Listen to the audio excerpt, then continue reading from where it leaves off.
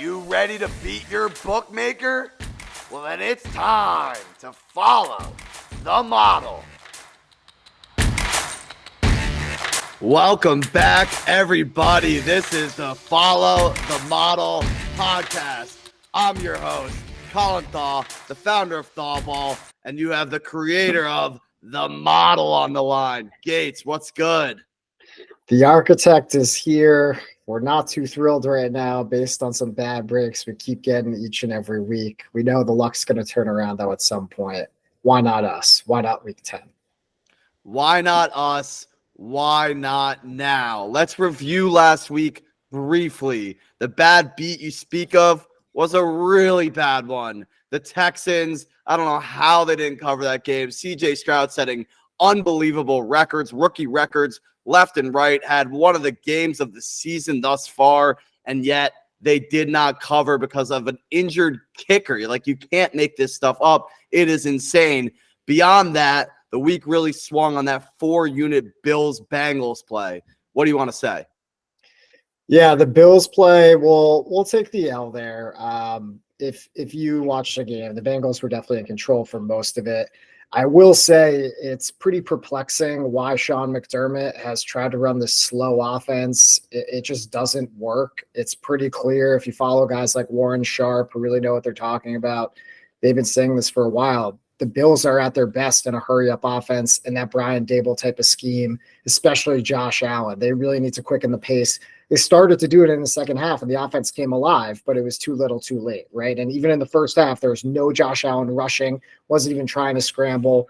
He needs to scramble. I get you got to be a little safe with him, but at this point in the season against, in a huge game, you got to use him to his full capacity. And it felt like they played a very reserved game plan. They were down a lot, and then when they needed it most, they tried to unleash it. It was too little too late. They still could have done it, but then we had bad fumble luck in almost every game. Horrible fumble in the fourth quarter there when the Bills were driving at the 20-yard line, which sealed our fate. Right. Dalton Kincaid, the rookie tight end, coughed it up as he got flipped up, turned upside down, and just like the week got flipped, turned upside down on that play. For the week, -5 units, 3-4 record on the season, 22-25, -9 units. So now we have to hit the stretch run in overdrive to make up for some bad beats and some early season struggles. And that's just what the model is here to do. So let's jump right into it. Week 10, NFL. First game, the Falcons.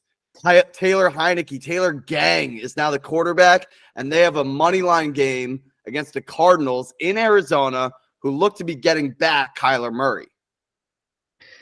Yeah, they're getting back Kyler Murray. I don't think it's going to matter much. If you saw last week at all, Josh Dobbs has been playing phenomenal.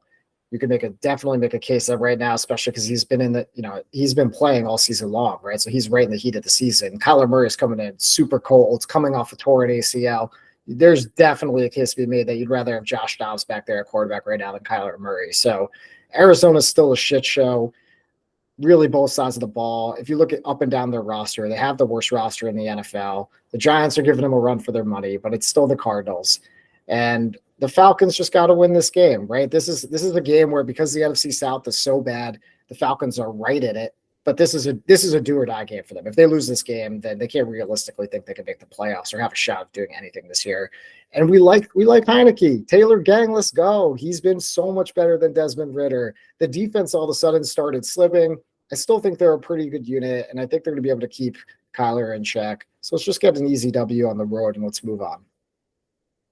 I feel that, and the Falcons almost had it last week before the man that you mentioned, Josh Dobbs, in his Vikings debut was special, coming in for an injured Jaren Hall, leading the comeback in the second half. And, hey, you got to throw your hands up sometimes and say you got beat by a kind of magical situation there in Minnesota. And that's a good segue into the next pick.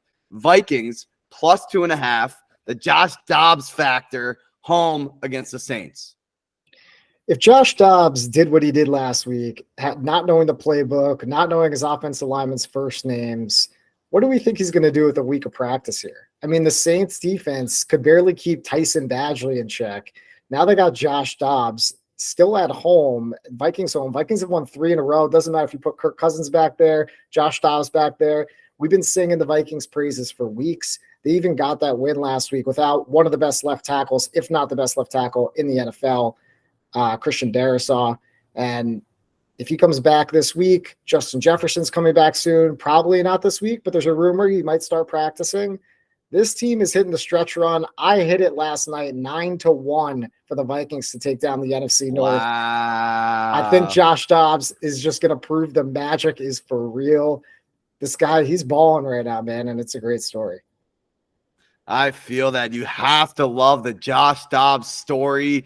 It turns out he's a rocket scientist, so that leads to how he was able to learn the playbook so quickly. I mean, supposedly they were diagnosing plays mid-huddle, just special stuff last week from Minnesota, and feels like it could be a special season despite starting, 1-4, losing Kirk Cousins, and they are just battling back every week with a talented roster and now a breaking out quarterback. So let's see what they got there in Minnesota. Yeah, and again, a lot of this is just against the Saints, right? The Vikings are getting 2.5 here. If anything, we think the Vikings should be a slight favorite. Right. The Saints have not been looking good really at all. So this is a team we're going to keep fading as much as we can. I feel that completely. Okay, let's move on to the next one. The Bucs were in a shootout last week. Now, money line game home against the Titans with a Will Levis who is looking pretty good in a couple starts so far. He's looked pretty good, definitely. You gotta like what he's shown so far. I do think, just like with all rookies, there's going to be some level of regression once people start seeing tape on him. I think, you give it a couple weeks now, it's really going to help this Buccaneers defense. Buccaneers are coming back home, right? They just had a pretty brutal loss, but the offense was clearly clicking on all cylinders. So we're not scared of this Titans defense right now. They traded away their safety, Kevin Byard, the leader of the secondary, to the Eagles.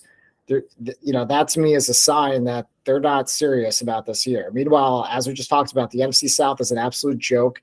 I actually think the Bucs should be favored almost to win that division, and I might be putting a future on them as well because I think people are too high on the Saints right now. I think the Bucs really are the best looking team. You can make an argument that Baker right now is playing the best out of any quarterback in the division.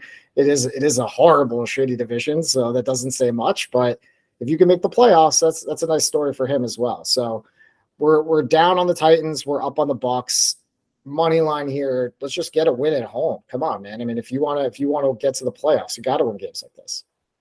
I love it. Not only are you getting the week 10 picks with this podcast, you're getting some futures, the Vikings future in the North, and now potentially the Bucs. And I'm sure you'll update that in the Substack to come, whether or not you place that future. But something to keep an eye on because Baker has definitely been better than expected. I mean, for that Tampa Bay team, you could not ask for more than he's given you for that team and for that roster. So moving on to a team we touched on at the beginning, a do or die situation, almost, maybe not quite, but it's getting there. It's getting late early for the Buffalo Bills with all the expectations they had on them earlier in the season.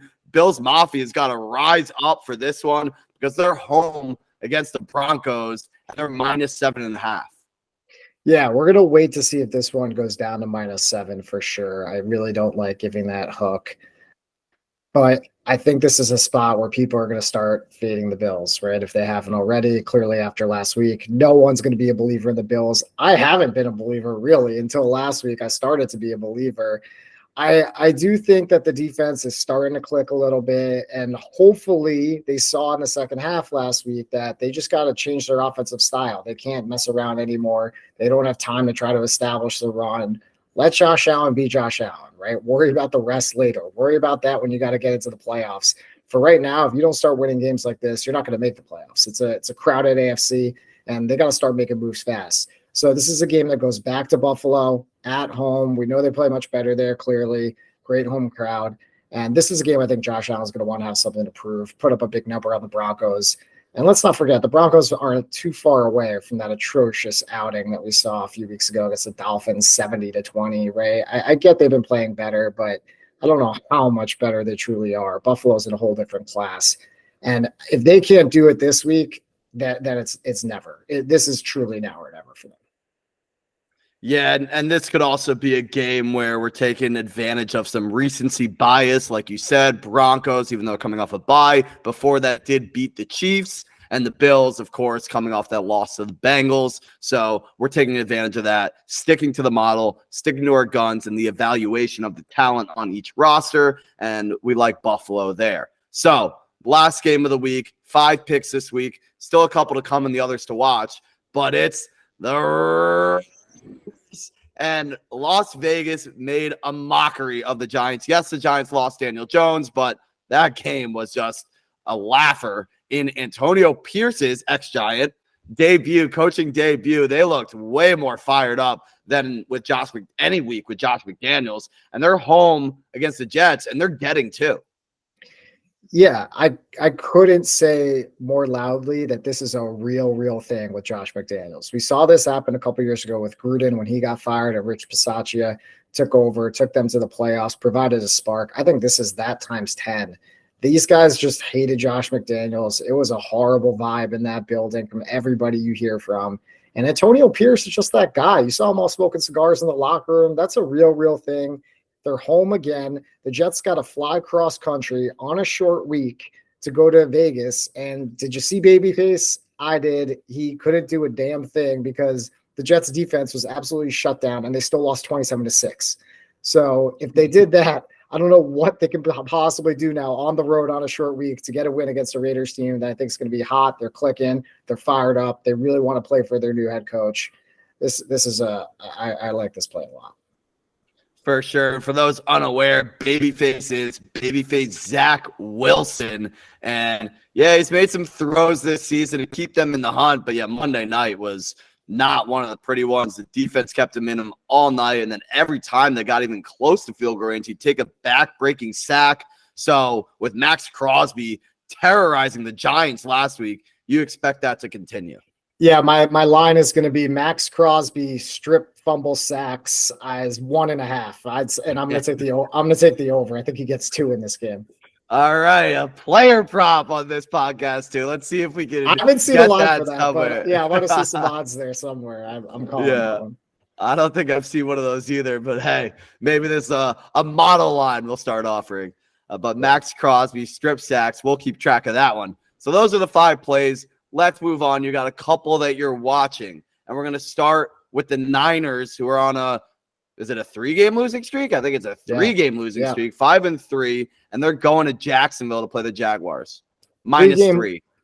3-game losing streak. They're both coming off a bye, both these teams. The Jags are 6-2. They're sitting pretty. This is a game they can almost afford to lose, right? I mean, no one can ever afford to lose games, but you know what I mean. They're sitting comfortably right now in that AFC South.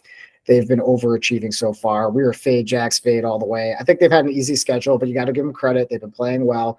The Niners are on a bit of a slide, but a lot of it's been without Trent Williams, without Deebo Samuel.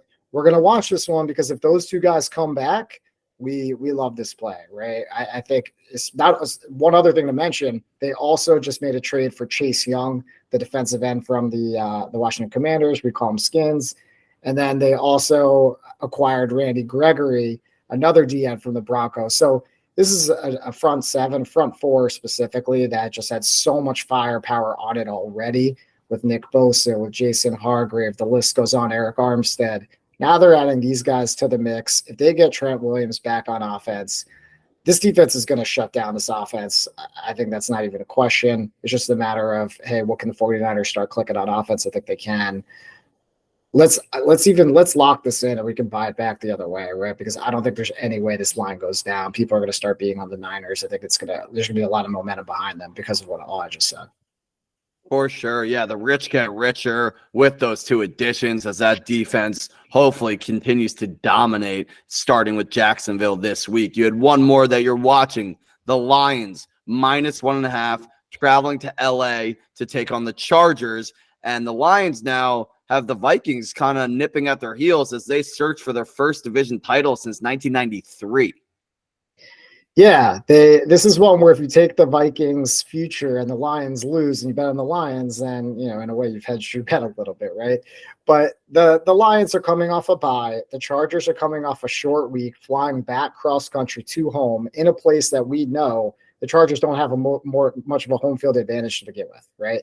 So the Lions are probably going to travel pretty well. This is the best Lions team that there's been in, I don't even know how many years, probably 20, 25. Even that year with Stafford, this team's been better than that so far. So they're going to travel. I know a lot of people in Michigan that are traveling already to every game. They're going to go to LA for what's seemingly a vacation right now when winter's coming upon us in Detroit. So they're going to show out. Really, I wouldn't even give any advantage to the Chargers being home because of everything I just said. The bye combines with Chargers flying cross country short week.